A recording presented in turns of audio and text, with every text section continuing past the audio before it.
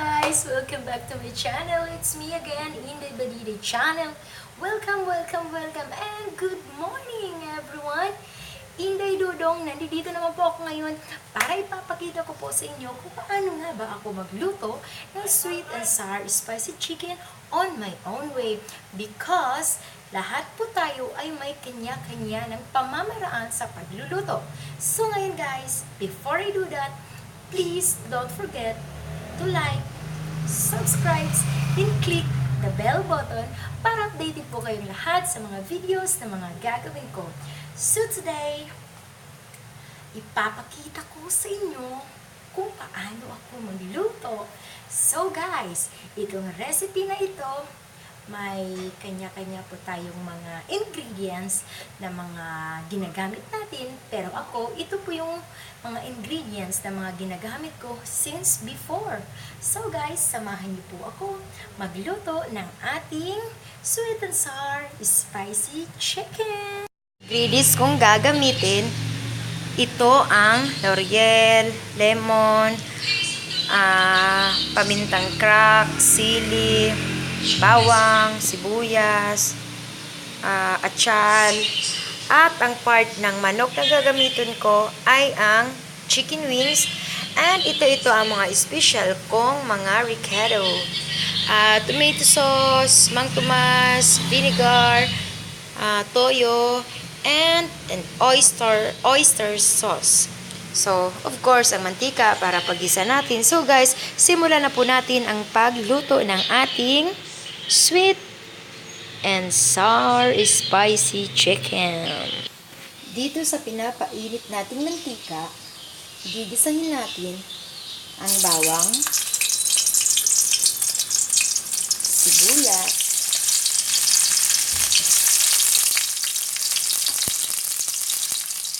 at ang atsal.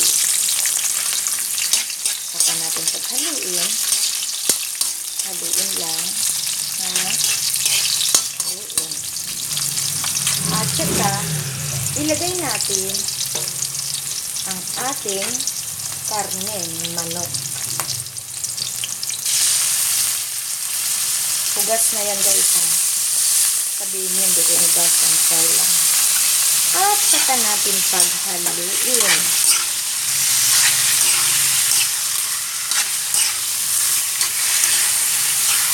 Sweet and sour spicy chicken.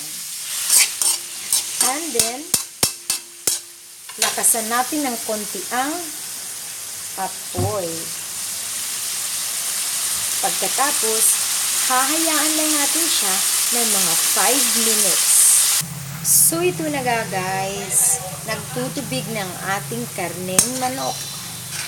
Lalagyan natin siya ngayon ng vinegar para ito ay mag-absorb sa ating karne at magiging sour. Sour. Magiging maasim. Pero tamang asim lang guys. Huwag naman sobrahan. And then, pagkatapos, lagyan natin siya ng konting toyo. Konti lang guys ha. Huwag masyadong maitim. Chunk. Uy. Lang. At pagkatapos, pipigain natin ang lemon.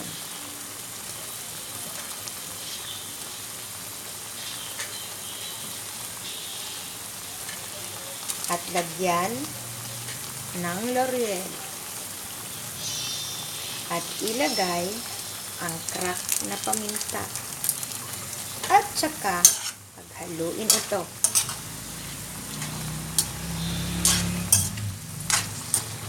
Ngayon, ilalagay naman natin ang ating magic sarap. Walang asin to guys ha. Hindi ako nag-aasin.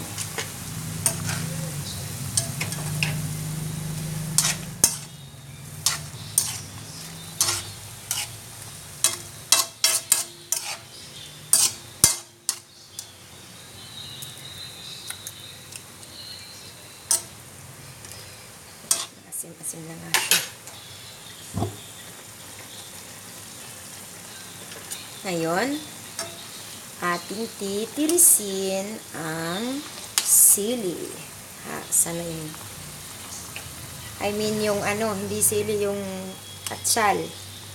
Para ito ay kakatas. Atsal guys hindi yung sili. Mamaya pa yung sili. Ating pipigain. Chong, chong. Hindi naman lahat. Para ito ay mas maging malasa. Guys, pinipiga ko talaga yan sila. Piga, piga, piga. Pagkatapos, pakuluin natin. Yan, kumulo na siya. At lagyan natin ng tomato sauce. Kalagay natin ng tomato sauce. Paghaluin lang. Masyado mainit. My goodness. Paghaluin, paghaluin, paghaluin. Pagkahalo, pakuluin ulit.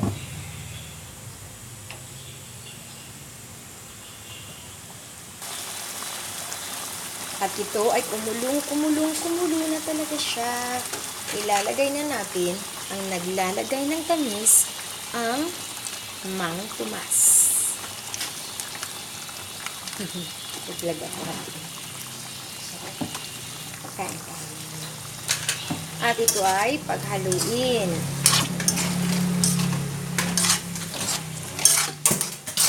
At hahayaan lang natin siyang kumulo na kumulo hanggang sa mag-dry siya ng kaunti, mga Inday Dudong.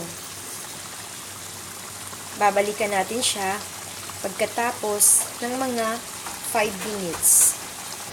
So guys, kung nakita nyo naman, malapot na, nagdo-dry na yan siya ng kaunti. Ilalagay po natin ngayon ang oyster sauce. Oyster sauce.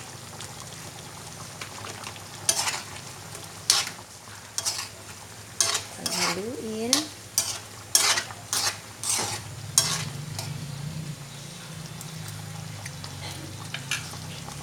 At saka ilagay natin ang ating sili.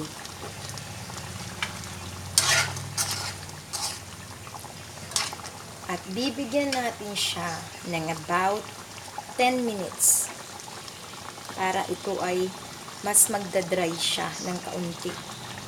10 minutes guys, ito na po ang itsura ng ating sweet and sour spicy chicken. So guys, kung bago po kayo sa channel na ito, wag niyo po sanang kalilimutan ang pag-like, subscribe, then click the bell button para updated po kayo sa lahat ng mga videos na gagawin ko. Mga Inday, mga Dudong, mga unatan ninyo, kay gigutom na kog maayo, tara na diriya sa akong balay, punta na kayo sa bahay ko, at dadalawin ko rin kayo, alam nyo na kung anong sinasabi ko. So guys, see you there, Inday Dudong, bye bye!